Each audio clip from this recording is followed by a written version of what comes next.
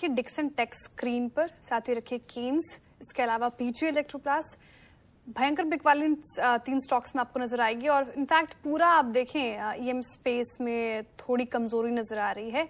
लेकिन कमजोरी है क्यों, क्या खबर आई है, ये समझते हैं यतिन जी से। यतिन जी गुड आफ्टरनून, बताइए ईएमएस स्पेस टूट गया आज के सत्र में। बिल्कुल श्रेया, और देखिए अगर हम बात करें ईएमएस स्पेस की यानी इलेक्ट्रॉनिक मैन्युफैक्चरिंग की, तो कहीं ना कहीं ट्रंप ने जो कहा है पब्लिक डोमेन में और रॉयटर्स की जो न्यूज रिपोर्ट आ रही है वो काफी नेगेटिव है। सेंटिमेंट एक नेगेटिव ईएमएस शेयरों के लिए, क्योंकि जो ईएमएस कंपनीज को मल्टीनेशनल कंपनी से बिजनेस आता है, अब ट्रंप का फोकस है कि इलेक्ट्रॉनिक मैन्युफैक्चर्ड गुड्स जो अमेरिका में इंपोर्ट होते हैं या ऐसी कंपनियां जो अमेरिका में बहुत ज्यादा माल बेचती हैं लेकिन अमेरिका में मैन्युफैक्चरिंग नहीं करती हैं, उन पे टैरिफ लगाया जाए। और जो अंदर सेमीकंडक्टर चिप्स हैं, उन चिप्स की आधार पे, उन चिप्स की वैल्यू के हिसाब से उनके ऊपर टैरिफ लगाया जाए। और मैन्युफैक्चरिंग बेस यूएस में बढ़ावा और बढ़ने के लिए और चिप्स की ज्यादा से ज्यादा मैन्युफैक्चरिंग यूएस में होनी चाहिए, इसी आधार के लिए यूएस अब टैरिफ लगाने वाला है, ऐसा रॉयटर्स की न्यूज रिपोर्ट सजेस्ट कर रही है। इनफैक्ट रॉयटर्स की रिपोर्ट यह भी सजेस्ट कर रही है कि जो यूएस का कॉमर्स डिपार्टमेंट है वो टैरिफ लगाएगा equal to the percentage estimate value of product chip content. तो आपकी प्रोडक्ट में जितना चिप होगा उतना आपको टैरिफ लगेगा। और ऑब्वियसली क्योंकि आईफोन से लेके बहुत सारे mobile phones, electronic white goods जो ऑब्वियसली डोमेस्टिक कंजम्पशन के लिए तो यूज हो रहे हैं भारत में, लेकिन बहुत एक पोर्शन एक्सपोर्ट भी हो रहा है। जैसे डिक्सन टेक्नोलॉजीज केन्स की बात करें तो लगभग 5% मैन्युफैक्चरिंग का ये यूएस में एक्सपोर्ट करते हैं। सिरमा एसजीएस लगभग 6% एक्सपोर्ट करते हैं। और कहीं ना कहीं अगर हम बात करें तो फ्यूचर में जो बिजनेस आने वाला है वो यही आधार पे आने वाला है कि मैन्युफैक्चरिंग भारत में सस्ती हो रही है, तो मैन्युफैक्चरिंग भारत में की जाए और फिर उसको निर्यात किया जाए, खास करके यूएस और यूरोपियन देशों में।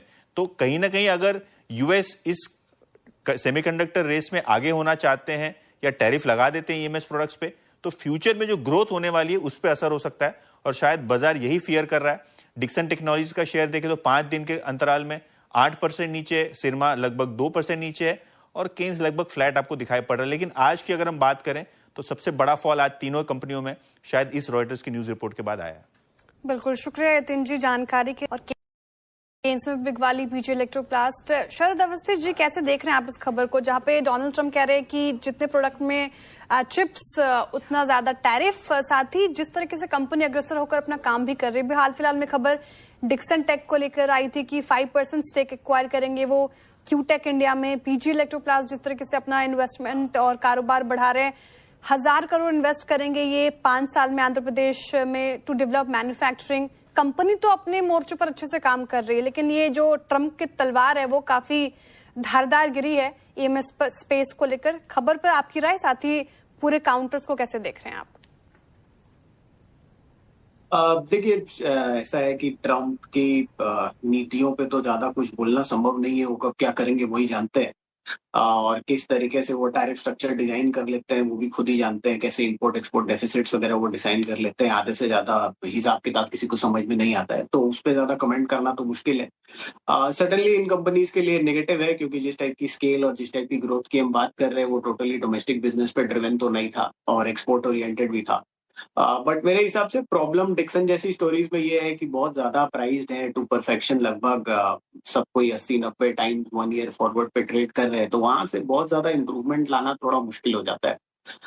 कंपैरेटिवली अगर पूरी स्पेस में मुझे देखना हो तो शायद पीजी इलेक्ट्रोप्लास्ट, जो कि ऑलरेडी ऊपर से पहले ही करेक्ट हो चुका है, तो वो ठीक ठाक है। लगभग फॉरवर्ड नंबर्स पे आप समझिए अभी भी जो एक्सपेक्टेशन है उस पर 44 टाइम, बट बाकी के कंपैरिजन में वो मुझे बेटर प्लेस लगता है। और मुझे लगता है वहां पे फॉरवर्ड अर्निंग्स में अपवर्ड रिवीजन की भी गुंजाइश है। बट बाकी अक्रॉस द स्पेस जो वैल्यूएशन पे ये लोग ट्रेड करते हैं वहां पे बहुत ज्यादा कोई भी नेगेटिव न्यूज एब्जॉर्ब करने की कैपेसिटी काफी कम है, क्योंकि सारे काउंटर्स अगर आप देखें तो लगभग 80-90-70 टाइम 1 ईयर फॉरवर्ड चल रहे हैं। तो उस वजह से कोई भी नेगेटिव न्यूज एब्जॉर्ब करने की कैपेसिटी इन स्टॉक्स में काफी कम रहती है। तो अगर मुझे इस स्पेस में एक बेट करना है तो मैं पीजी इलेक्ट्रोप्लास्ट पे बेट लेना चाहूंगा रादर देन डिक्सन या सिरमा वगैरह।